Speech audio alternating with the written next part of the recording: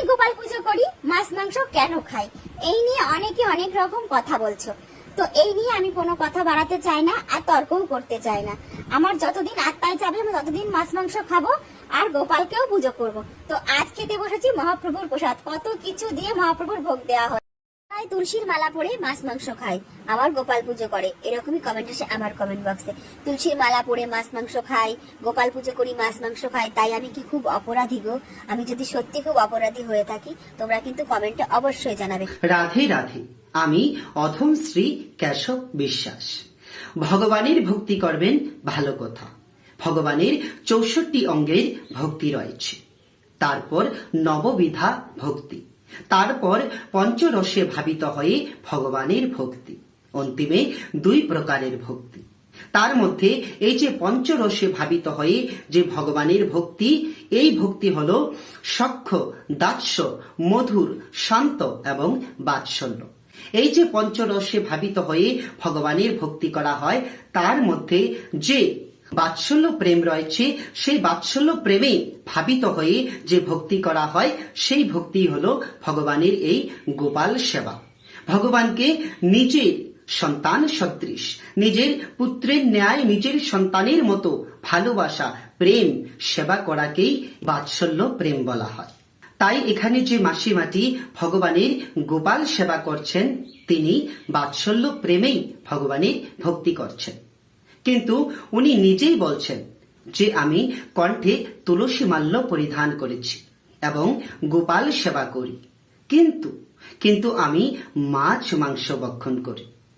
মাছ মাংস ভক্ষণ করলে কি আমার পাপ হবে, আমার অপরাধ হবে? তাই সেই মাসিমার প্রতি আমি করজোড়ে নিবেদন করে বলছি, কৃপা করে আপনি এই অধমের ভিডিওটি পরিপূর্ণ শ্রবণ করবেন এবং নিজের মনুষ্যত্ব জ্ঞানে, নিজের জ্ঞান, বুদ্ধি ও বিবেককে কাজে লাগিয়ে বিচার করে দেখবেন, বিবেচনা করে দেখবেন যে আপনি অপরাধ করছেন কি না, আপনি পাপ করছেন কি না। পরমেশ্বর ভগবান শ্রীকৃষ্ণ শ্রীমদ্ ভগবদ গীতার বিভূতি যুগে স্বয়ং বলেছেন, কি বলেছেন? ভগবান বিভূতি রূপে ভিন্ন ভিন্ন জায়গায় ভিন্ন ভিন্ন বস্তুতে অবস্থান করে রয়েছেন। এমন কোন জায়গা নেই যেখানে ভগবান নেই। ভগবান সর্বত্রই বিদ্যমান। তাই ঠিক তেমনি পরমেশ্বর ভগবান প্রতিটি জীবের দেহেও রয়েছেন, প্রতিটি জীবাত্মার সঙ্গে পরমাত্মা রূপে রয়েছেন। সেই পরমাত্মাই পরমেশ্বর ভগবান শ্রীকৃষ্ণ। সেই পরমাত্মার আংশিক অংশই হলো এই জীবাত্মা। মানে শুধু আমরা এই মানুষ নই, এই পৃথিবীতে বিদ্যমান যত প্রাণীকুল রয়েছে, যত জীব রয়েছে, হাঁস, মুরগি, গরু, ছাগল, ভেড়া, সর্প, যাহা কিছুই বলেন না কেন, যত জীব রয়েছে, সর্বজীবের মধ্যে ভগবান সে পরমাত্মার আংশিক অংশ জীবাত্মা বিরাজ করছেন। তাই তো বলা হয়েছে যে প্রতিটি জীবের মধ্যে ভগবান বিদ্যমান। তাই এই বিশ্ব চরাচরে বিদ্যমান প্রতিটি প্রাণী শুধু মানুষ নয়, সর্বপ্রাণী ভগবানের সন্তান। তাই যদি ভগবানের প্রত্যেক জীবই সন্তান হয়, যদি মাছ আর মাংসরূপী সে মুরগিকে হত্যা করে আপনি ভোজন করেন আর ঠাকুর ঘরে গিয়ে ভগবানের পূজা দেন, এতে কি ভগবান প্রসন্ন হবেন? কোন মাতা পিতা কি তার এক সন্তানকে হত্যা করলে সেই মাতা পিতা আপনার প্রতি প্রসন্ন হবে? কখনোই নয়। তাছাড়া প্রতিটি জীবের মধ্যে যে প্রাণ, যে আত্মা রয়েছে, সে জীবাত্মা পরমাত্মার আংশিক অংশ।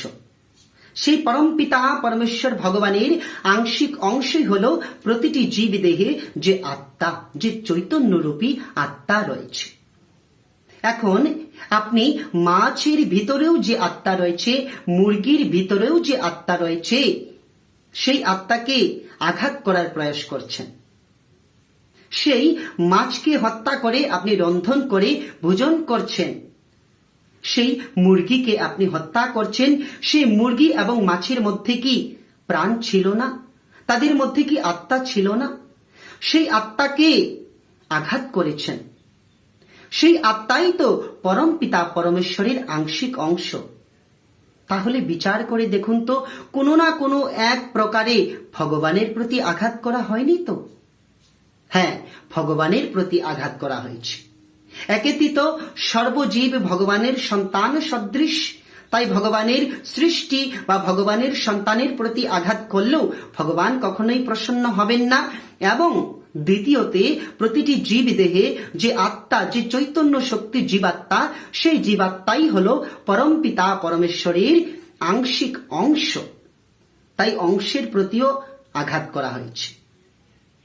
মানে একদিকে ভগবানের পূজা করলাম, আরেকদিকে ভগবানের প্রতি আঘাত করলাম, এ আবার কেমন ধর্ম? আপনি বিচার করে দেখুন। তাই বলবো যে মাছ মাংস খেয়ে আপনি গোপাল সেবা করছেন, এতে অবশ্যই আপনার অপরাধ হবে, অবশ্যই আপনার পাপ হবে। ভেবে দেখবেন, বিচার করে দেখবেন।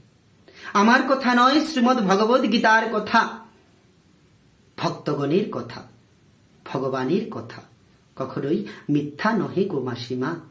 তাই বিচার করবেন, বিচার করে দেখবেন। নিজের সন্তানকে, আপনার সন্তানকে যদি কেহ কেটে রন্ধন করে খায়, এতে কি আপনি প্রসন্ন হবেন? তাহলে কিভাবে আপনি বলছেন, কিভাবে আপনি নিশ্চয় হলেন যে আপনার কোনো পাপ হচ্ছে না, আপনার কোনো অপরাধ হচ্ছে না? অবশ্যই আপনার অপরাধ হচ্ছে, অবশ্যই আপনার পাপ হচ্ছে। ভগবানের সন্তানকে বক্ষণ করে আবার ভগবানের পূজা করছেন, ভগবান এতে কখনোই প্রসন্ন হবেন না। আপনার সন্তানকে কেহ কেটে রন্ধন করে বক্ষণ করলে আপনার কেমনটা লাগবে, আপনার কেমন তার প্রতি মনোভাব হবে? তার প্রতি কি আপনি প্রসন্ন হবেন? না তার হাতের কিছু আপনি সেবন করবেন? তাকে তো শত্রুরূপী দেখবেন, তাই না? কিন্তু ভগবান আমার পরম দয়াল, পতিতে পাবন, বড়ই দয়ার সাগর, করুণার সাগর। এখন অবধি যা করেছেন করেছেন, এখনো যদি প্রভুর নিকট আত্মসমর্পণ করে আপনি অপরাধ, নিজের অপরাধ স্বীকার করে যদি ক্ষমা চান, যদি মাপ চান, তাহলে আমার প্রভু অবশ্যই অবশ্যই আপনাকে মাপ করে দেবেন। তিনি পরম দয়ালু, পতিতে পাবন। তাই মাসিমা আপনাকে বলবো, কৃপা করে আর এমন মাছ মাংস ভক্ষণ করে গোপাল সেবা করবেন না। আপনি মাছ মাংস ত্যাগ করে গোপাল সেবা করুন, অবশ্যই এতে আমার প্রভু প্রসন্ন হবেন এবং আপনার মঙ্গল করবেন। ও মাসিমা, আপনি আরেকটি কথা বলেছিলেন যে যতদিন আমার আত্মা চায় ততদিন আমি মাছ মাংস ভক্ষণ করব। আরে মাসিমা, আত্মায় মাছ মাংস চায় না, এটা আপনার ভ্রান্ত জ্ঞান, ভুল ধারণা। আমাদের যে মন ইন্দ্রিয় রয়েছে, আমাদের যে 10 ইন্দ্রিয় রয়েছে, তার মধ্যে যে মন ইন্দ্রিয় অতীব বলবান যে মন ইন্দ্রিয় রয়েছে, সেই মনের চাহিদাই হলো, এই জিহ্বার লালসাই হলো, এই জিহ্বা ইন্দ্রিয়ের লালসা, আর এই বলবান মন ইন্দ্রিয়ের চাহিদাই হলো এই তামসিক আহার সমূহ। তাই বলবো, ইন্দ্রিয় সমূহের অধীন হবেন না। নিজের ইন্দ্রিয়ের বশীভূত হয়েই তো আমরা পাপ করি। তাই নিজের এই যে ইন্দ্রিয় সমূহের চাহিদা, আশা, কামনা, বাসনা, এই সমস্ত পরিত্যাগ করে ভগবানের শ্রীপাদ পদ্মে নিজেকে আত্মসমর্পণ করে কৃষ্ণেন্দ্রিয় বাঞ্ছা পৃথিতে আপনি ভগবান সেবা করুন। আত্মা মাংস খেতে চায় না। প্রথমে জানুন আত্মা কে। আমাদের মধ্যে যে জীবাত্মা রয়েছে তাহা পরমাত্মার আংশিক অংশ। তাহলে সেই অংশরূপী, সেই পূর্ণরূপী ভগবান কি মাংস খেতে চায়? তাহলে ঠাকুর ঘরে কেন মাছ মাংস ঢোকাচ্ছেন না? ও তাতে অপবিত্র হয়ে যাবে। তাহলে এমন অপবিত্র দ্রব্য যদি আমাদের হৃদয়ে, আমরা জানি আমাদের হৃদয়ে ভগবান বিরাজ করেন, এই হৃদয় মন্দিরে ভগবান বিরাজ করেন, ঠাকুর ঘরে যদি মাছ মাংস নিয়ে গেলে অপবিত্র হয়ে যাবে, এতে প্রভু রুষ্ট হবেন, প্রভু পছন্দ করেন না।